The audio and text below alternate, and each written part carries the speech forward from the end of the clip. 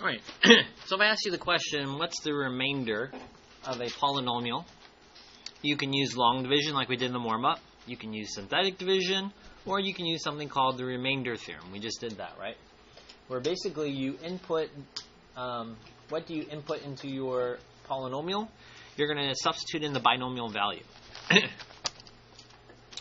So here's the binomial, and then that's what you're inputting in there, and you get some kind of number, right? The number left over, the output is your remainder.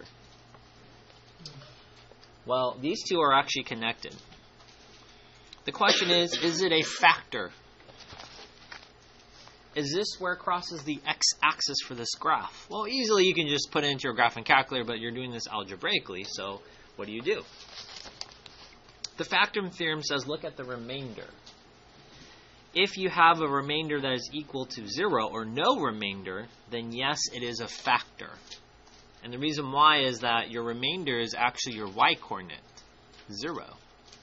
Does that make sense? An x-intercept is like, say, 5, 0.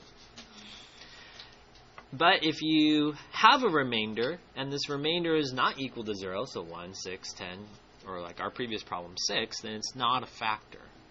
So in today's lesson, we're actually going to be using both. We have to figure out what the remainder is, and then based on the remainder, then we can figure out if it's a factor or not.